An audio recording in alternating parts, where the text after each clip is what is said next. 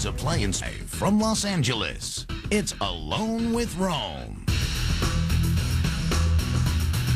Welcome back. My guest is heading into his second season as Boise State head coach. He last season led his team to a 13-0 record in that electrifying upset of Oklahoma in the Fiesta Bowl. I'm joined by Chris Petersen. Chris, nice to have you. How are you? I'm doing good, Jim. Thanks for having me on. Nice to have you on. Good to see that blue turf. All right, now you're coming off a perfect 13-0 season, an incredible win in the Fiesta Bowl. Exactly what are you supposed to do for an encore? Well, what we're supposed to do is go right back to work. We've got that question a few times, and we're anxious. Tomorrow we get to start this process all over again, and our guys have been working very, very hard since the winter, and I know they're anxious to go out and prove ourselves again. And I know you made a point of telling your guys, get back to work, let's turn the page. It was a great year, but we've got work ahead of us. But take me back one more time. What was it like to be a part of one of the best games that anybody has ever seen and to be on the winning end? It was awesome. It was such a great time for our university, this football program. People are still talking about the game today, and it's really helped the Bronco Nation continue to grow, and it really makes this an exciting time to be here because you can just feel it every day, every week. It's getting better around here, and it's fun to be a part of. And there's no question when you're in a game like that against a great program like Oklahoma and Coach Stoops and his staff, to be able to compete against those guys and have your guys, come through in the end. There's no better feeling. Chris, what did that do for recruiting? It's been interesting because we've got a lot more interest and attention, but Jim, the one thing is, I keep telling everybody this, we want the same type of guys that we've had here in the past.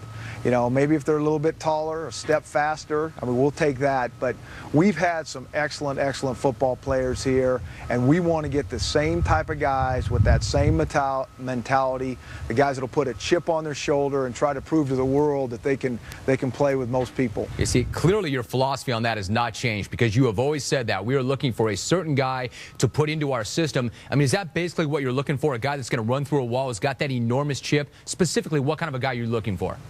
Yeah, no question. We're looking for that blue-collar type guy that loves football, that's very tough, that's not afraid to lay it on the line and will compete with the best of them. One of the things that's interesting about around here is our facilities are changing. We're getting a $37 million press box built as we speak. We got an indoor facility, and those are awesome to have, but it's also not really who we are at our core. I mean, we'll go and we want to be out on this blue turf day in and day out and, be the hardest working guys in college football. You see, Chris, that's tough because that's not who you are and that's not who you're looking for and that's not the image you're projecting. But at the same time, the recruits want to know what kind of facilities you have, right? So you need to keep pace, but you don't want to compromise who and what you are. No question, and it's an interesting dichotomy. We want to have as fine of facilities as we can, and we want to have the best in the West. And our administration has been awesome about that.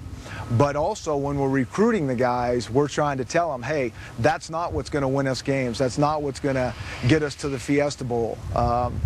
And so we just got to make that very clear and understand it's all about our work ethic. It's all about our toughness. It's all about how we prepare day in and day out. Chris, you would think that going unbeaten and getting that big win over Oklahoma, that you would want a chance to play for a national championship. But the fact of the matter is, you're a fan of the BCS. You like that system, don't you? I really do, Jim. I grew up as a little kid. One of the happiest times of the year for me is watching all the bowl games. And so I've always grown up with that. I enjoy it. I think the powers that be in college football are trying to figure out the best way possible to really determine a champion on the field. But at this time, it's a tough situation. No one really has the exact answer.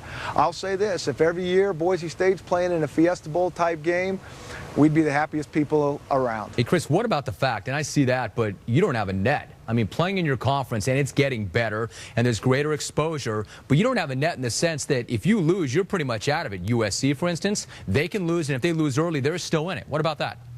Yeah, no doubt. And every situation has its pluses and minuses, but that's just how college football is. You know, USC can lose a game and probably no more, or LSU and probably no more. Our rope's a little bit shorter, and it is what it is. But we try to spend our time not worrying about our record. We totally understand at the end of the game, at the end of the day, it's all about the scoreboard. But we really try not to focus on that with our kids, with our coaches. And if we just are doing the things day in and day out correctly, hey, we'll end up somewhere good, somewhere warm, and we'll be happy. You're close. You're less than a month away. Have you picked a quarterback yet? We have not.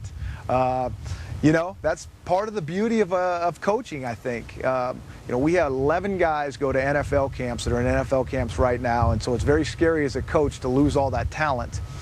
But on the other hand, it's an exciting time for us to see who our young guys that are going to emerge as our guys. And the quarterback position is first and foremost. We're trying to figure it out. And we got a couple weeks to do that, and we'll figure it out. What about your quarterback from last year, Jared Zabransky? He was not drafted. Do you think maybe in a way better for him not to get drafted than to get drafted late? He's got a nice chip on his shoulder because of it.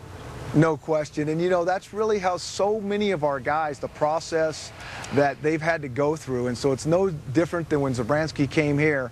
I know when he showed up here as a freshman, you know, he basically thought he should have been with the Pittsburgh Steelers right out of high school. And when he wasn't, you know, it's shocking to him. So for him not to be drafted, hey, at least he's in a good situation. He's getting an opportunity, and he'll compete as hard as he possibly can. Boise State coming off an unforgettable season. Chris Petersen, our guest. Chris, thank you very much. Always good to talk to you.